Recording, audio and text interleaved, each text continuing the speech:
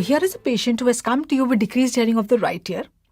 Rene's in the right ear is positive and Weber's is to the left. So can you tell me the diagnosis? Yes, okay, right. Sensorineural hearing loss. So if it is the right sensorineural hearing loss, do we want to find out whether it is sensory or neural, whether it is cochlear or retrocochlear, whether it is Meniere's or acoustic neuroma? Yes or no? Yes. So what are the tests that will help us differentiate whenever a patient we have diagnosed as sensorineural hearing loss, what exact pathology is and where the exact pathology is, whether it is cochlear or retrocochlear? So in this module, we are going to do those tests. So the first of the tests that we are going to do is what is known as autoacoustic emission. So the first test that we are doing here is autoacoustic emission. The name itself tells you autoacoustic emission. So it is acoustic emission. It is a sound that is produced from the ear. So whenever there is any sound, it goes into the ear from the external ear through the middle ear into the inner ear. And in the inner ear, what happens because of the sound is the movement of the basilar membrane that stimulates the organ of Corti. Now in the organ of Corti, we know we have hair cells, which is much more in number. Inner hair cell or outer hair cell? Yes, the outer hair cells. So the outer hair cells are so much in number that their vibration, their activity produces a sound which is loud enough, which can travel back from the middle ear into the external ear, and it can be recorded from here. And this recording of the activity of the outer hair cells is what is known as autoacoustic emission. So this is the first question that is asked in your exam. This is produced from outer hair cells. When we put a probe into anybody's ear and we try to record the activity of the outer hair cells, because normally also there is some sound around, that is what we call as spontaneous autoacoustic emission. But this is not the autoacoustic emission that we use for testing purposes, because this spontaneous autoacoustic emission is absent in 50% of the individuals. So it is absent in 50%. So the one that we measure is by giving specifically a click sound, by specifically giving a sound, and that is what is known as evoked autoacoustic emission. So this is the one that is measured. Now to measure the evoked autoacoustic emission,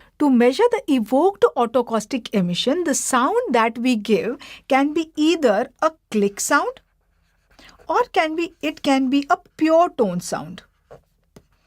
What is the meaning of pure tone? Pure tone means you are giving only one tone, a sound of one particular frequency, 250 Hz, 500, 1000, only of one tone. Whereas what is a click sound? A click sound is a combination of many frequencies. So when we give a click sound and test, what are we testing? We are testing the whole of the organ of Corti together. The organ of Corti, we know that different parts of the organ of Corti sense different frequencies of sound. Can you quickly tell me the basal turn senses what sound? High frequency or low frequency? Yes, the high frequency. Apical turn senses low frequency. So when we are giving a click sound, that is a mixture of all the frequencies. So the response that we get is from all the parts of the organ of Corti. So this recording, when we give a click sound, is what is known as transient evoked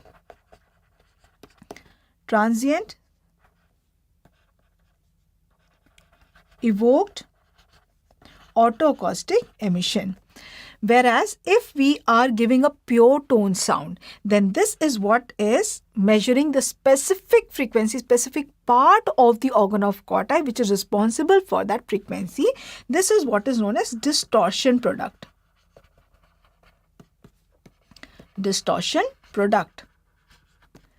So where is distortion product to be used? Why do we want to test only specific areas of the organ of Corti? Yes, suppose there is any patient whom we are giving kanamycin, whom we are giving amikacin, which we know are ototoxic drugs. These drugs are used very commonly for septicemias, for urinary tract infections. When we are giving these drugs to the patient, do we want the patient to develop hearing loss? No, we do not want to the patient to develop hearing loss.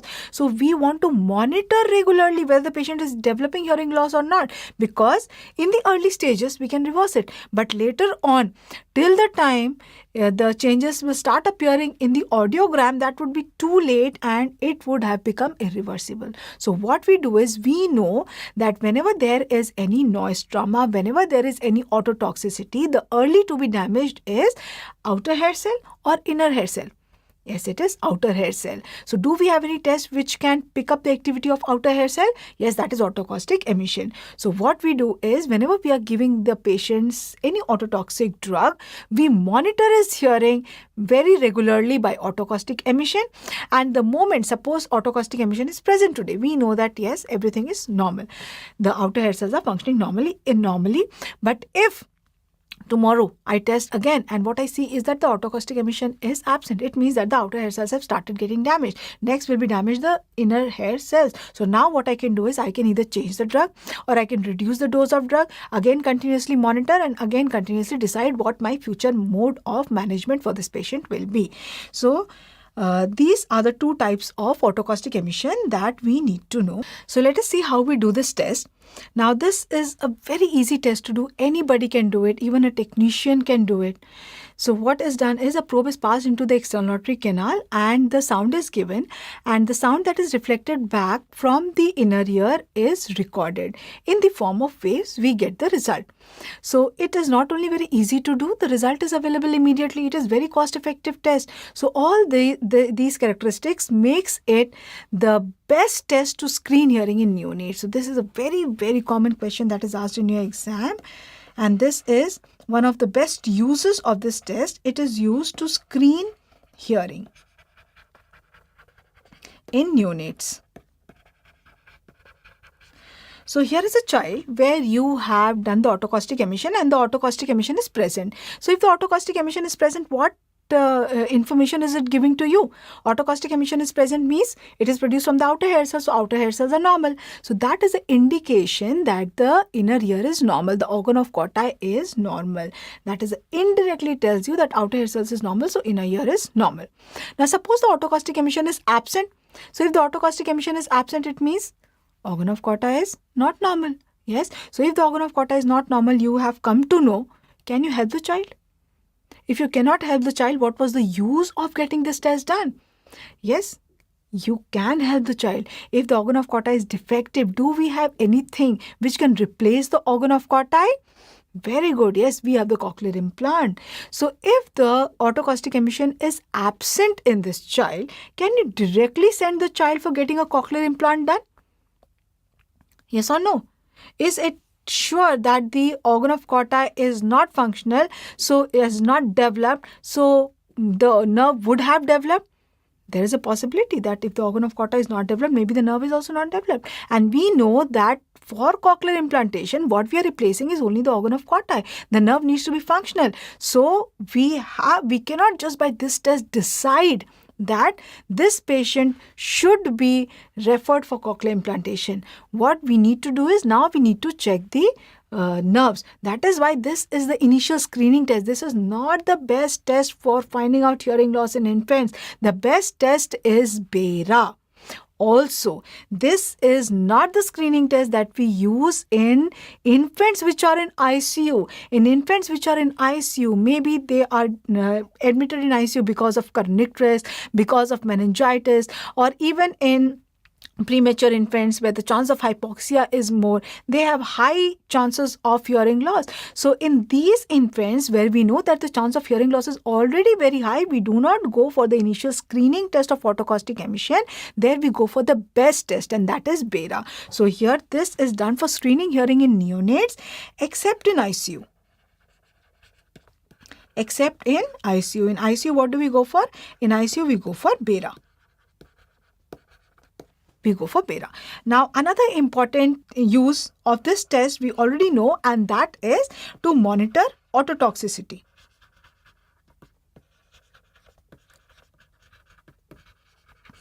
Yes. So, if the autocaustic emission is present, can it tell you whether it is cochlear or retrocochlear? Yes, if the autocaustic emission is present and the patient still has a sensorineural hearing loss, we know that the cochlea is normal, so defect is retrocochlear. So this can help you differentiate a cochlear and retrocochlear hearing loss.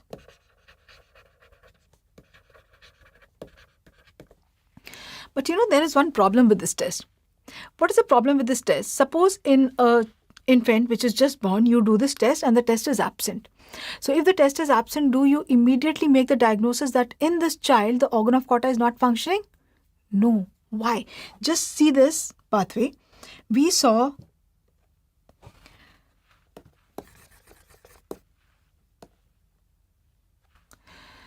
what we saw was that the sound that we are giving in the external auditory canal has to travel through the middle ear into the inner ear, and the sound that is produced of the outer hair cells travels back from the middle ear into the external auditory canal, and it is recorded by a probe in the external auditory canal, which means if there is an obstruction of the external auditory canal, or if there is fluid in the middle ear, or there is any abnormality of the middle ear, so that the sound does not reach the inner ear. It does not reach the inner ear.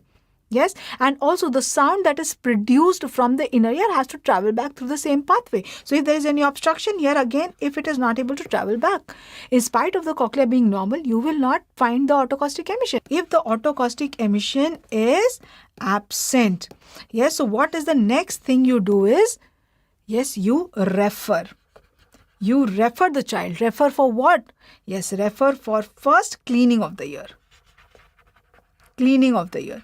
Yes, in infants, we know there can be vernix caseosa in the external auditory canal. Maybe that is obstructing the external auditory canal. So you refer the child for cleaning, and after 7 days, you call the child again to get a repeat autocaustic emission. Suppose the autocaustic emission is again absent and the external auditory canal you have cleared. So next thing is rule out a defect of the middle ear. Can you tell me which test will rule out a defect of the middle ear? What is the test that we do to find out the condition of middle ear when the tympanic membrane is intact?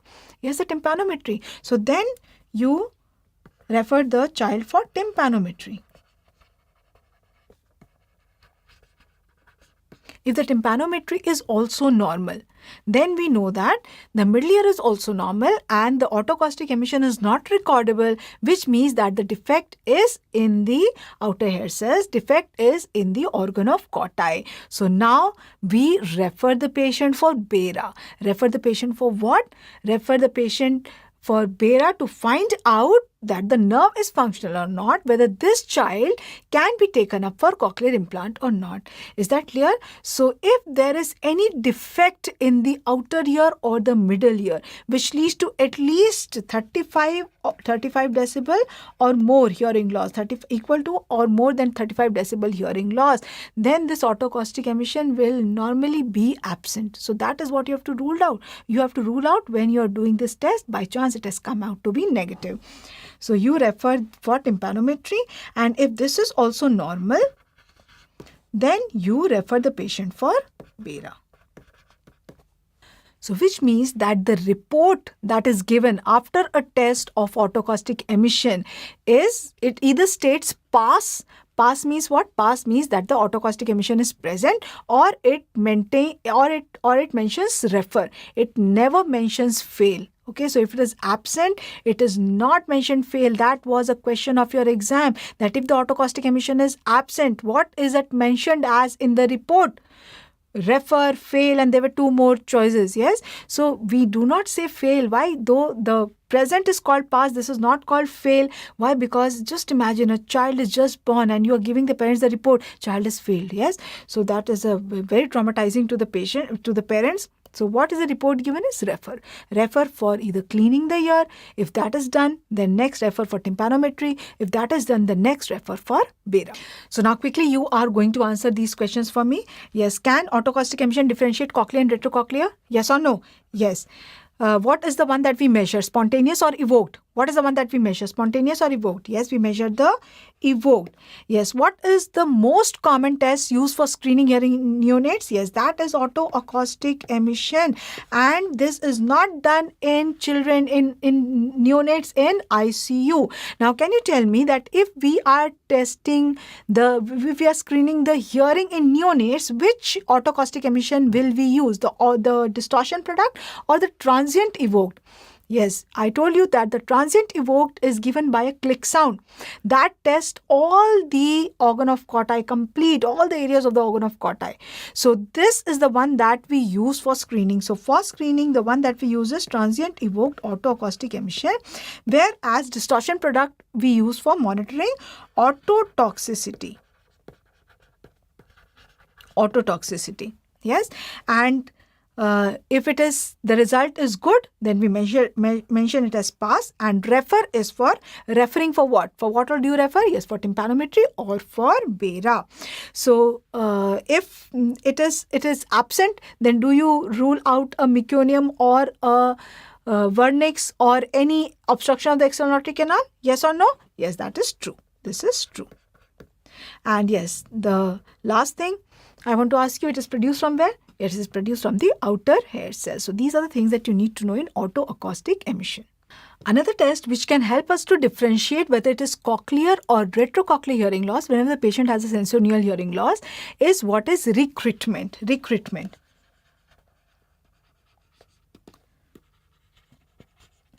Now, what is recruitment? Recruitment is abnormal growth, abnormal increase of loud sounds.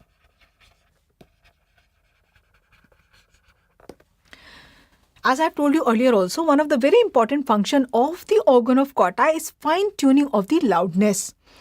Now, if the organ of Cotta is not functioning properly, what happens is that when the loudness is less, the patient is not able to hear. But when the loudness increases, because the fine tuning is absent, and this is usually absent for loud sounds. So when a loud sound is given, the fine tuning is absent and the loud sound abnormally becomes very loud. This is what is known as recruitment. So if in any patient recruitment is present, this is an indication of cochlear deafness. So this can help us to find out whether it is a cochlear or a retrocochlear hearing loss, whether it is mean ears or it is acoustic neuroma. So in mean ears, it will be present. So which means here is a patient who has come to you and you are suspecting mean ears in this patient. If this patient is of mean ears, if in this patient there is recruitment present, how will the patient behave when you're talking to the patient? Yes, so when you're talking to the patient, when your loudness is less, the patient will tell you, I cannot hear anything, can't you be a little louder? And the moment you increase your loudness, what will the patient telling you? Yes, why are you shouting? Yes, so this is what is recruitment, abnormal growth of loud sounds. Now, how do we test this? We test it by two tests. The first is what is known as ABLB. ABLB or alternate binaural loudness balance. Now, how is this test done? In the patient, suppose this is the left ear and this is the right ear. A sound is given at 0 decibel loudness in the left ear. 0 decibel loudness? Does 0 decibel loudness means no sound? What is the normal threshold for hearing? 0 decibel, 40 decibel, 60 decibel, 90 decibel. What is the normal threshold? 0 decibel. What is the meaning of 0 decibel? 0 decibel means that the patient hearing is exactly same as the reference that we consider as a normal hearing reference. So 0 decibel means that the patient has 0 decibel hearing loss. Yes. So the patient is able to hear a sound at 0 decibel. And the same sound to be heard in the right ear, I have to increase the loudness to around 30 decibel. So which is the defective ear here? Yes, it is the right ear. And how much is the hearing loss in the right ear? Yes, it is 30 decibel. So a sound which is heard in the left ear at 10 decibel should be heard in the right ear at 40 decibel. Yes, there is a 30 decibel difference in both the ears. Which means a sound which is heard in the left ear at 60 decibel should be heard at 80 decibel in the right ear, but here the patient is hearing it at 60 decibel. A sound in the left ear at 80 decibel should be heard at 110 in the right, but here the patient is hearing it at 80 decibel. So what is happening in the right ear? In the right ear, when the loudness was less, the patient was not hearing. But as we have increased the level of loudness has become either equal to or maybe better than the better ear. This is what is recruitment. So this is one way how we can test. The other way how we can test is known as SISI. What is SISI? SISI is, if you know the full form, you know everything about this test. This is short increment sensitivity testing.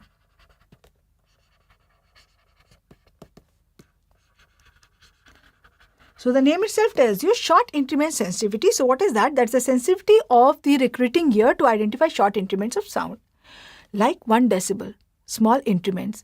For example, in your ear or in my ear, in normal ears, are we able to differentiate a 40 or a 41 decibel sound? A 55 or a 56 decibel sound? No, in normal ears, 1 decibel increment cannot be appreciated. But in people in whom there is a cochlear deafness, because of its recruitment is present, the 1 small decibel increase can also be differentiated, can also be found out. So this is what we do. What we do is we give the patient a sound of around maybe 20 decibel. And then we go on increasing 1 decibel, 21, 22, 23, 24. So we get 20 increments of 1 decibel. And we ask the patient that the moment you sense an increase in loudness, just report it, just raise your hand. So you have given the patient a 21 decibel sound. Patient raise the hand. 22 decibel, again raise the hand. So when you calculate, and what you see is that you gave the patient 20 increments of 1 decibel, and out of the 20 increments, patient has identified 70 to 100% of the increments. 70 to 100% of the increments. If we identified all the 20 increments, what is this percentage? 100%, yes. So if out of the 20 increments that you gave, if 70 to 100% of the 1 decibel increment patient has been able to identify, is that normal? No, in normal ears, we are not able to differentiate 1 decibel increments more than 20% of the times. Yes, so maximum score in us will be 0 to 20%. Whereas if it is as high as 70 to 100%, so many increments patient has identified, it is indication that the patient has a cochlear deafness. So the patient might be having mean ears. So this is a score of 70 to 100% signifies a cochlear deafness. Cochlear deafness, it indicates that recruitment is present.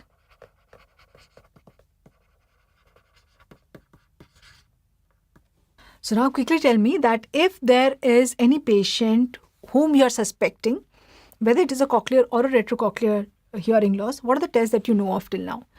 Yes, can you test it by autocaustic emission? Yes or no? If the autocaustic emission is present in any patient who has a sensorineural hearing loss, where is that effect? Cochlear, retrocochlear? Autocaustic emission is present, means what is normal? Cochlear is normal. Where is that effect? Retrocochlear. In any patient whom you want to find out whether it is cochlear or retrocochlear, can you find it out by recruitment? Yes or no? Yes, if the CC score is 70 to 100%, what is the diagnosis? Cochlear, retrocochlear? Yes, then it is a cochlear hearing loss. Now, another test that we have, which is very, very useful, in fact, that's a diagnostic test to find out mean ears. That is what is known as electrocochleography. Now, what we do in this test, electrocochleography, is a probe is passed through the tympanic membrane to rest on the promontory area. Through the tympanic membrane, which means this is an invasive test. So it is passed through the tympanic membrane to rest on the promontory area, and then a sound is given. And in response to the sound, whatever is picked up by that probe is in the form of you get it, the result in the form of waves. So in this, we get 3 waves. The first is produced from the outer hair cells, and this is known as cochlear microphonic. Cochlear microphonic. The second is produced from the outer hair cells as well as the inner hair cells. So it is a combination of the outer and inner hair cells that produce the next wave, and that is what is known as summation potential. Summation potential, which is also known as SP. And the third wave that you get is the action potential. What is the action potential? Is that the action potential is the potential of the nerve, which means that this test is measuring the whole activity of the cochlea, starting from the movement of the basilar membrane, which first vibrates the outer hair cells, and next going on to the inner hair cells, combined activity of the inner and outer hair cells, and next whether this activity of the inner and outer hair cells is fruitful, which means it is leading to the development of action potential in the nerve, whether it is getting transmitted to the nerve or not. So this is what this electrocochleography is doing. Now, why is this a very important test for mean ears? Now, what we do here in this test is, after we have measured the summation potential and action potential, we take the ratio of the summation potential and the action potential. We take the SP by AP ratio. And if this ratio is more than 30%, it is suggestive of mean ears. It is suggestive of mean ears. And if it is more than 45%, it is diagnostic of Meniere's.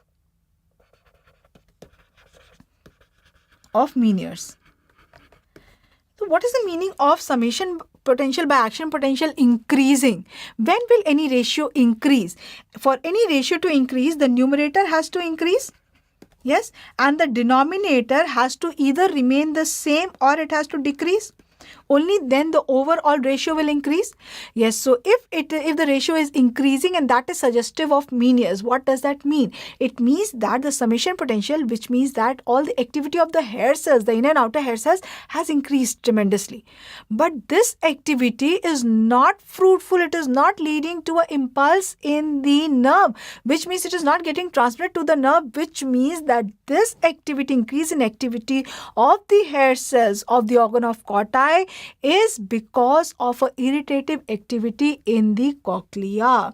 So yes, we know in Meniere's what happens is there is hydrops of the endolymph. The endolymph increases in amount, because of which there are ruptures inside the organ of Corti of the membranes, and that leads to mixing of the endolymph, perilymph, all that we'll see in great detail. But this idea I'm giving you so that you understand this and you don't just stratify this. So there is mixing of the endolymph and perilymph, and because of that there is entry of the sodium in the hair cells, and all that leads to a lot of irritative activity, increase of activity of the hair cells. So when the hair cell activity is increasing, usually what we suppose is that when the hair cells activity is increasing, normally this has to get transmitted to the nerve. The hair cells, when they move, they release the neurotransmitters, which are usually picked up by the nerve, and it is transmitted as sound. So if the hair cell activity is increasing but it is not getting transmitted to the nerve, it indicates that there is an irritative activity of the cochlea occurring, and that is what is diagnostic of Meniere's. So that is what is diagnostic of Meniere's. And yes, when we do Meniere's, I am sure you are going to tell me this, that when I ask you what's the best investigation for Meniere's, it is electrocochleography. What on electrocochleography is diagnostic of Meniere's? SP by AP ratio more than 45% or more than 30% also sometimes is given in your choices. So which means that if there is any patient where you are suspecting Meniere's, will the CC score be more or less? CC score, it will be more or less. It will be more. How much more? Yes, 70 to 100%.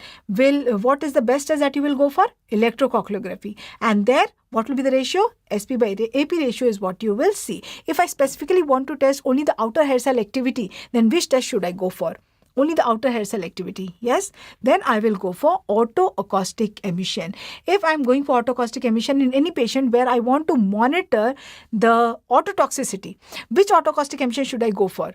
Distortion product. If I am screening hearing in neonates, then I will go for transient evoked, which is the best investigation to screen hearing in neonates overall. Yes, it is autoacoustic emission. To screen hearing in neonates in ICU, yes, that is bera. So what exactly is bera?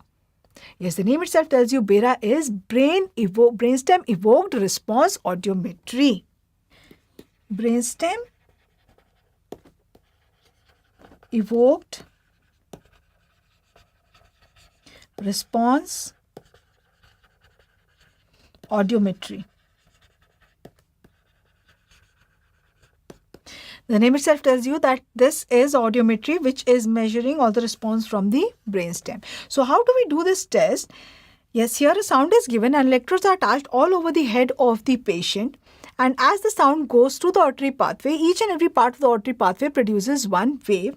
And to see what the waves of bera look like and what they stand for, you first need to tell me what the parts of the auditory pathway are. Yes, so quickly tell me what the auditory pathway parts are. If you know that, you know all the waves of bera. Yes, the auditory pathway is very good from the cochlear nerve. Next is the cochlear nuclei. And then is cochlear nuclei, and then is SLIM. What is SLIM? SLIM is superior livery complex. Then we have lateral lemniscus. Then we have inferior colliculus, and then we have medial geniculate body. Ultimately, the appreciation of sound occurs in auditory cortex area number 41. Now, this bera tests only the first 10 milliseconds of the transmission of sound from the time the sound is given till 10 milliseconds where it reaches. So, till that time we get usually 7 waves, but the first 5 waves are the ones that we consider. So if we are considering 5 waves, can you tell me from where it will be produced?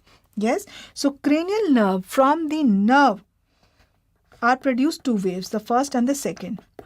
The first is produced from the distal part of the nerve and the second is produced from the proximal part. Distal means away from the center, proximal means towards the center. So the part of the nerve which is in the inner ear, that is producing wave 1. The part of the nerve that is towards the brainstem, that is producing wave 2. So cochlear nuclei will produce wave 3. Superior olivary complex will produce wave 4 and lateral lemniscus will produce wave 5. And a very important question is, which is the largest wave of bera? This wave 5 is the largest wave of bera. It is the largest wave, it is the most consistent wave, it is usually always present, and it is what is asked in your exam is that this is produced from, wave 5 is produced from. So yes, what you need to remember is L for largest, L for lateral lemniscus. So wave 5 is produced from lateral lemniscus and that is the largest wave. So let us see how the response looks like. So this is how the test is done, and if for this the child has to be absolutely sedated. We give the child Finargan or some medicine so that the child can sleep at night. But yes, you know, children, in spite of giving them anything, they will not sleep at night, and the parents, they are very sleepy in the morning when they come for test, but the child is not at all sleepy. So many of the times this child needs anesthesia for this test to be done. So now you can understand why this is not the best for screening for all neonates. Yes, for screening we need a test which is very simple, which is very the results are available immediately, which is very cost effective. All this test is not. It requires sedation. Many of the times it requires anesthesia. It is not a cost effective test. Yes, the result is not available immediately. So for that reason we are doing this test only for where we know that there is a high risk for developing hearing loss, like in neonates in ICU. This is definitely the best test for hearing loss in infants, because this will tell you whole complete auditory pathway.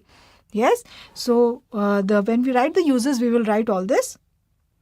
So let us first see how to read the report of bera. So here is a report that you have got of bera, and what we are seeing is the 5 waves. We know that what each of the waves stand for. Okay. Now usually each of the waves, they appear at a difference of 1 millisecond. Yes, the distance between each of the wave is around 1 millisecond.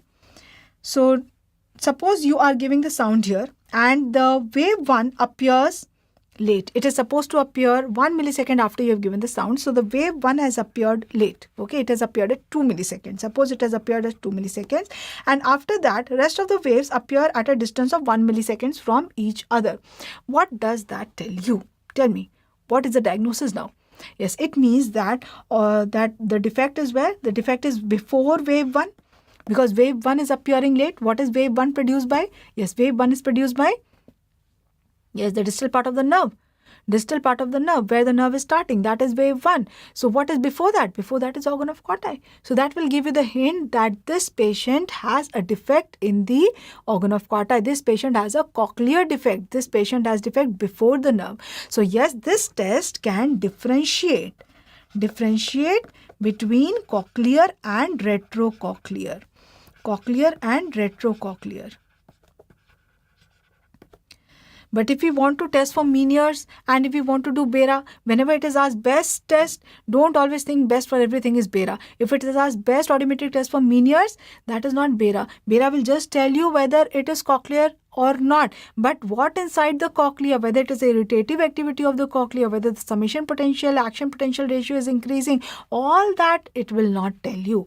Okay, now suppose I am giving you this is the first scenario that I gave you. Now let me give you the second scenario. Okay, in the second scenario, you have given the sound, and after you gave the sound, you got the first wave at 1 millisecond interval, and now after that what you're seeing is that the waves are gradually getting delayed. They are getting delayed, and ultimately what you are seeing is that the latency between wave 1 and wave 3, that is the distance between wave 1 and wave 3, has increased. So now can you tell me what your diagnosis is? And now after that, these waves are appearing maybe at 1 millisecond. So it means that where is the defect? The defect is in between the cochlear nerve and the cochlear nuclei. So not only will this test tell you whether it's cochlear or retrocochlear, it will also tell you the exact site for retrocochlear hearing loss, the retrocochlear defect. So this is the best audiometric test for retrocochlear hearing loss or for neural hearing loss. So can you tell me any disease you know of where there is retrocochlear or neural hearing loss? Yes, acoustic neuroma. So in other words, this is the best audiometric test for acoustic neuroma.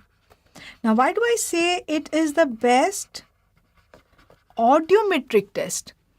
Yes, acoustic neuroma is intracranial tumor. For any intracranial tumor, best test cannot be an audiometric test. So best test for acoustic neuroma is the MRI. This is the best audiometric test for acoustic neuroma. So when I tell you that this is the best audiometric test for acoustic neuroma, can you tell me what finding you will see if there is acoustic neuroma in the patient? Do you know acoustic neuroma arises from where? From which area? From which area? Only then you will be able to know that area the wave will be defective.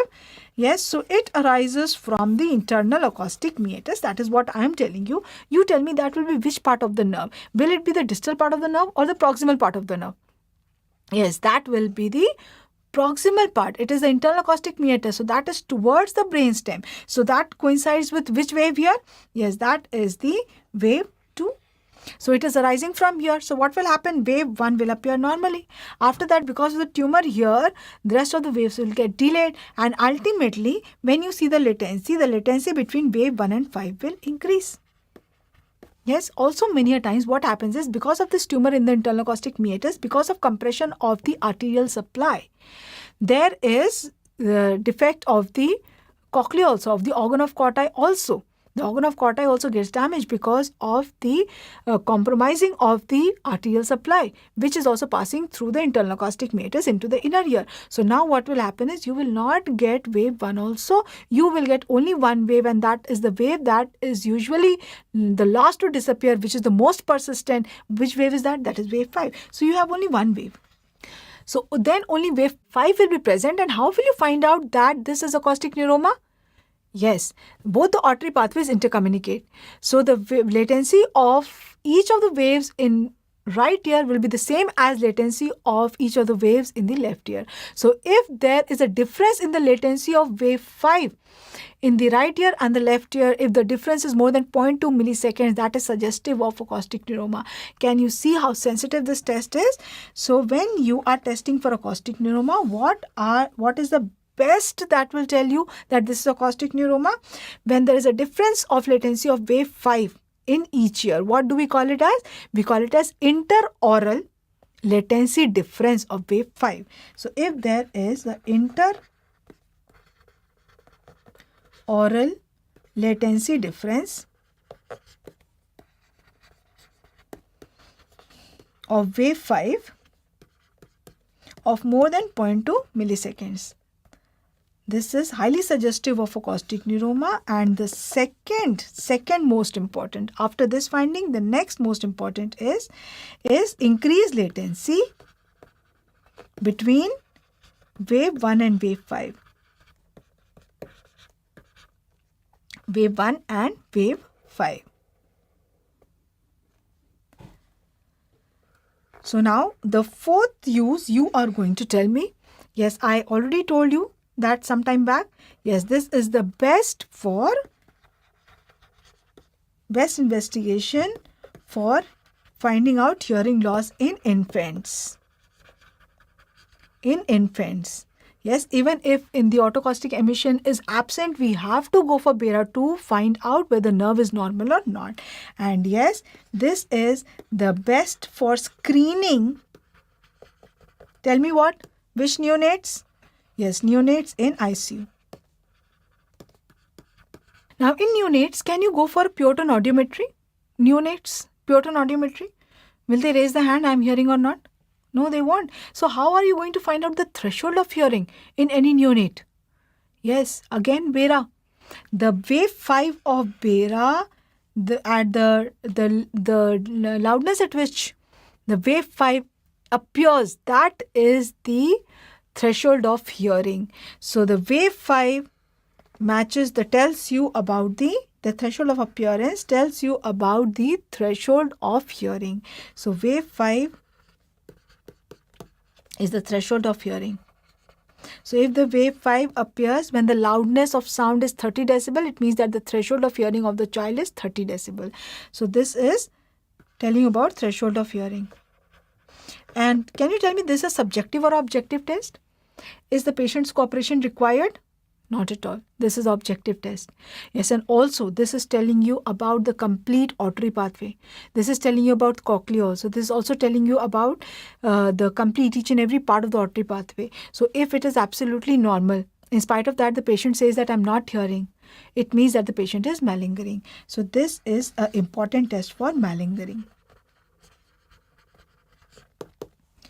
Yes, so have you seen that bera is such an important test? So quickly you are going to tell me how we do bera. Is it subjective or objective? Yes, it is objective. Yes, is this the best test for screening hearing in all neonates? No, only the ones which are in ICU. Which is the best, overall the best investigation for testing hearing loss in neonates? Yes, that is bera. Best for acoustic neuroma?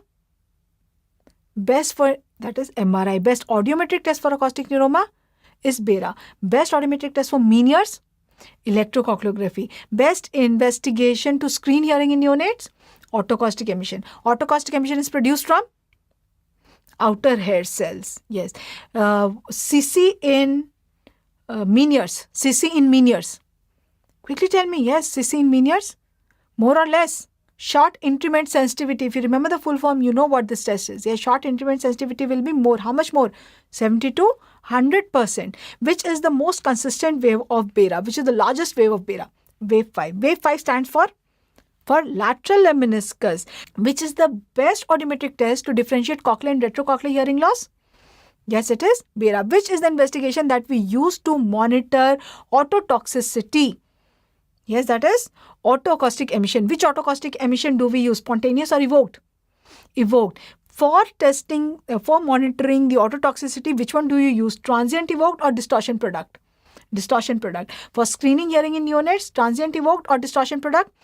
Transient evoked. Yes, wave 5 of bera stands for lateral lemniscus, which is the best audiometric test for acoustic neuroma. Yes, it is bera. Tell me what will be the findings in acoustic neuroma in bera that you will get. Yes. Yes, increased latency between wave 1 and wave 5 and increased inter-oral latency difference of wave 5 of more than 0.2 milliseconds. Which is the best investigation for malingering? Yes, malingering. Again, it is bera.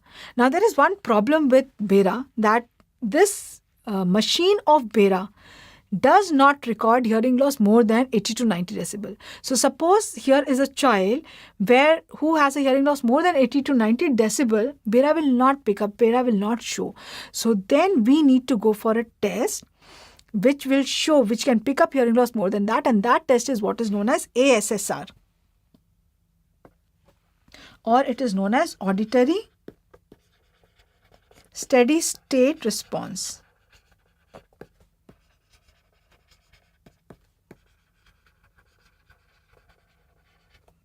What is done here is a sound is given and the EEG activity. Yes, the EEG activity is seen in response to the sound, and in response to modulation, the sound is modulated up, down, It is seen that the EEG activity matches the modulations of the sound or not. So if the sound is increased, if the EEG activity increases, if it is decreased, whether it decreases or not. That is how the ASSR is measured. So the significance first is that it can measure hearing loss more than 80 to 90 decibel, which cannot be picked up by bera. And the second is, in bera we use a click sound. And I have told you that click sound is a mixture of all the frequencies. So that this tells you about all the frequencies, specifically in which frequency how much hearing is loss is there, that we cannot find out by bera. So this ASSR is done with pure tones. So this will tell you about specific frequency which is affected. So this is done with pure tones. So this is frequency specific.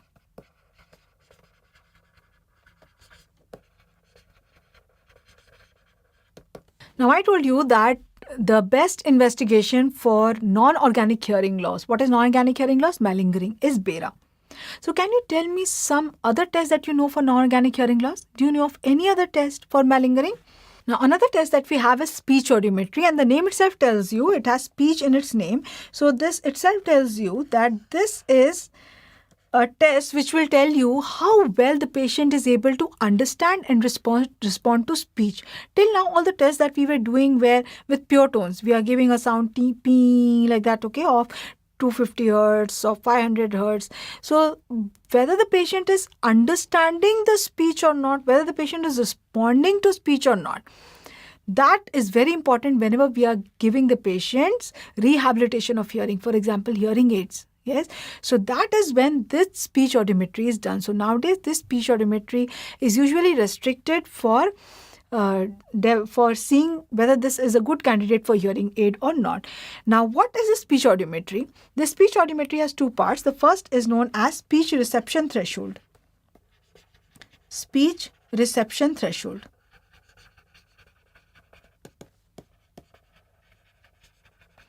Now, as the name, this is the threshold of hearing that we find out by speech, which means that I'm going to speak certain words, and the patient is, I'm going to see whether the patient is able to identify, repeat those words as I have said it or not. And accordingly, I will find out the threshold of the patient. What will be the threshold of hearing of that patient? The loudness at which patient is able to identify 50% of the spoken words correctly. That is his speech reception threshold. So the loudness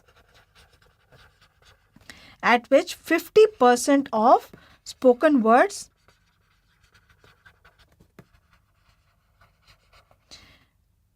are identified correctly. Now the second part of this test is what is known as discrimination score.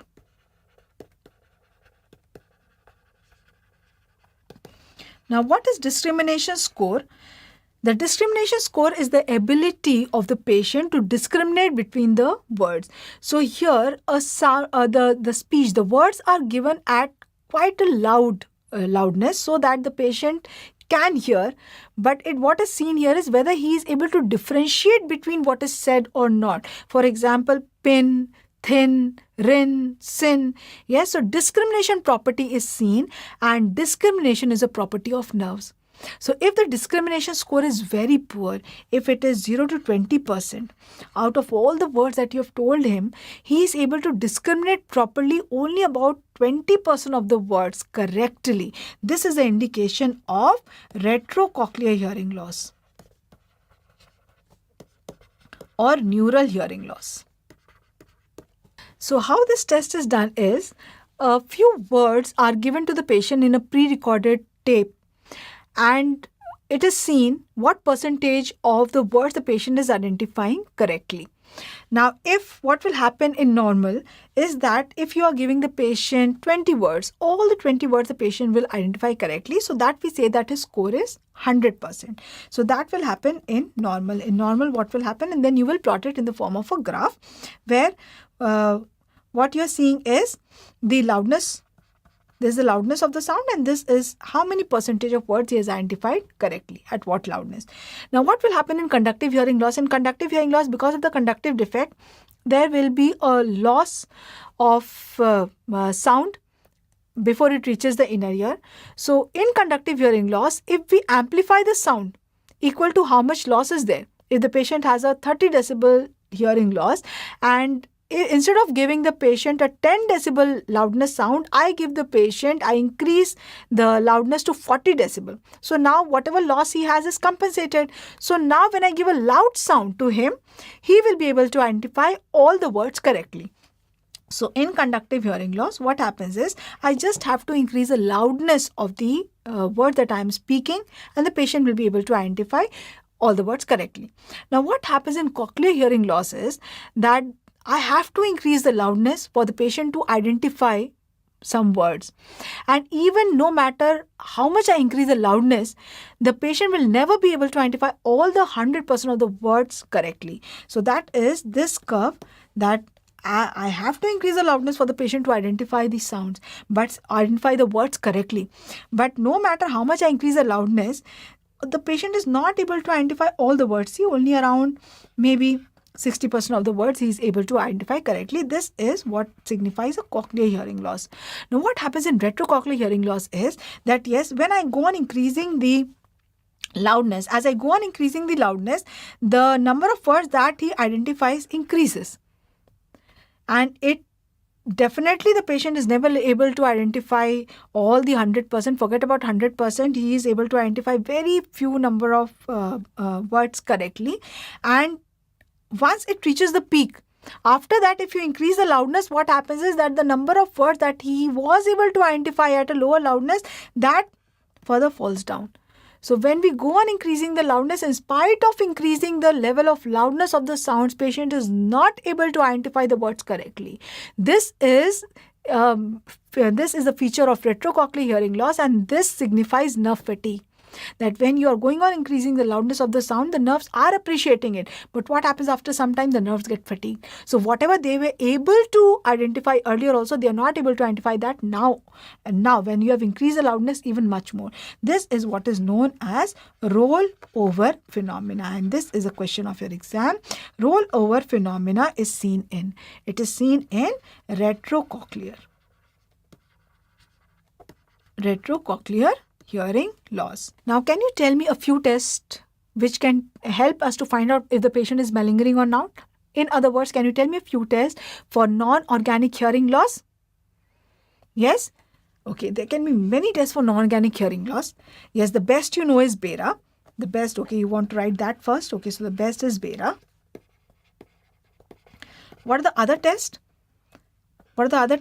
Yes, by PTA also. Repeating the PTA. You can find out. How? Now, suppose you have done pure tone audiometry for any patient. Yes.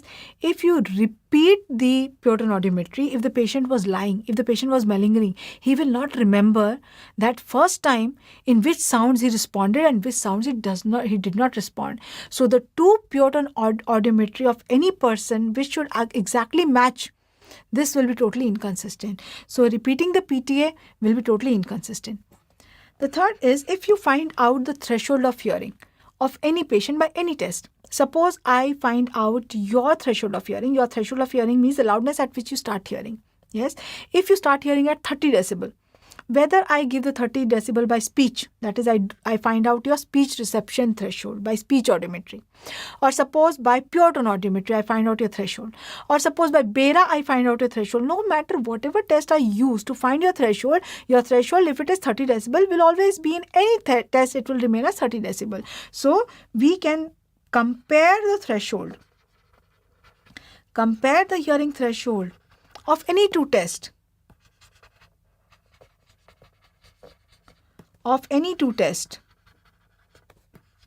And they should, if not exactly same, they should be plus minus 10 decibel of each other. So, for example, speech reception threshold if you find, or if you find threshold for pure tone audiometry or by bera, can you find out threshold by bera also? Which wave the loudness of appearance of which wave is the threshold of the patient? Yes, the wave 5. So, whichever test you do, it should be same. Now, here we have another test for non-organic hearing loss, and that is known as Stenger's test. Let us see how we do the Stenger's test. This is based on the principle that whenever two tones are presented to the ear simultaneously, only the ear which gets the louder tone hears it. So here what we do is we blindfold the patient, and this can be done, the tones can be either from the tuning fork or it can be given with the help of audiometer. So suppose if we are doing with the tuning fork. So what happens is, how we do it is, we keep two tuning fork of the same frequency at equal distance. Suppose it is 25 centimeters from the ears. Now let us take three scenarios. Okay, now it is in me, it is normal. My ears are normal. Now here 25 decibel at 25 centimeters distance, Both the tuning forks are kept. Now, when the right tuning fork will be brought closer to my right ear, now what will happen is this sound will become louder. So when this sound will become louder, I will perceive sound only in my right ear. So what I will say, I am blindfolded. I cannot see what is moving, what is not moving. So when this is brought closer to my right ear, I will tell that I am hearing sound only in my right ear. Okay, this was the first scenario. The second scenario is, suppose the patient is actually deaf. In the right ear, patient is actually deaf. Okay, so now what happens is, I am giving two tones. I have by two tuning fork, which I have kept at equal distance. Now what I will do is, he is telling that in the right ear he is totally deaf. Okay, so now I have brought the right tuning fork closer to the ear.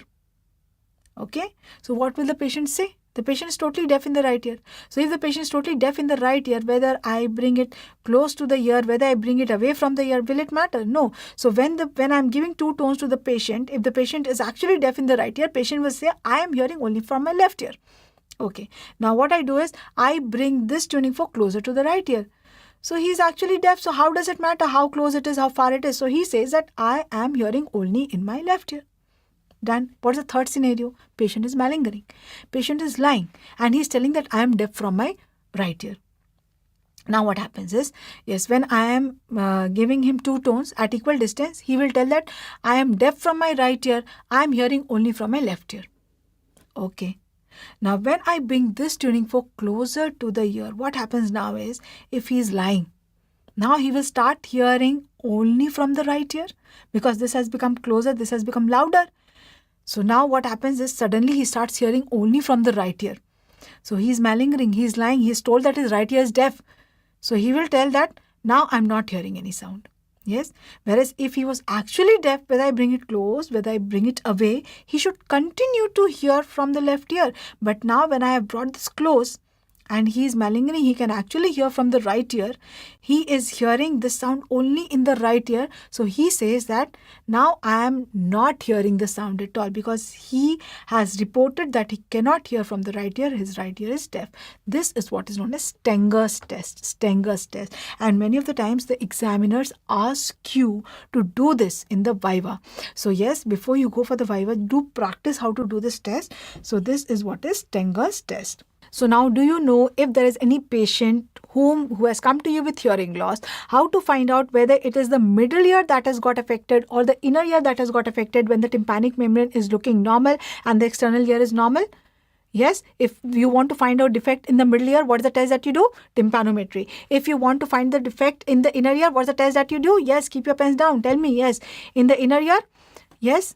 Then you want to differentiate cochlear and retrocochlear. What the test that you do for cochlear and retrocochlear? Do you know now? Yes, what's the best test to differentiate cochlear and retrocochlear? That is bera. Yes, if the hearing loss is more than 18 to 90 decibel, will bera pick it up? No. Then what's the test that you go for then? That is ASSR. Auditory Steady State Response. Okay, what is the best test for non-organic hearing loss? Non-organic hearing loss, best test is bera, which is the nerves which are responsible for stapedial reflex. 5th, 6th, 7th, 8th. Which one? 7th or 8th also? Yes, both 7th and 8th. What is the afferent? 8th. What is the efferent? 7th. If there is a facial nerve palsy of the right side, the stapedial reflex will be absent in right, left or both. Only in the right. If there is a complete 8th nerve destruction of the right side, stapedial reflex will be absent in right or left. Or both. Yes, both. It will be absent in both. If there is a cochlear hearing loss, if the organ of Cotta is destroyed, will the autocaustic emission be present or absent? Autocaustic emission will be absent. Autocaustic emission are produced from outer hair cells. If there is a cochlear hearing loss, will the short intermittent sensitivity be more or less? It will be more. How much more? 70 to 100%. If there is a retrocochlear hearing loss, which will be the best investigation that you will do? Yes, bera. What is the largest wave of bera? Wave 5. Which is the most consistent wave of bera? Wave 5. Which wave of bera coincides with the threshold of hearing of the patient? Wave 5. Wave 5 is produced from lateral lemniscus, from lateral lemniscus. Yes, so these were all the tests which you need to know when you want to localize the lesion. What is the lesion in the middle ear? What is the lesion in the inner ear? And these are the tests that are asked from you repeatedly, very, very commonly. So I hope that you have understood them. So quickly open your MCQs and do your MCQs.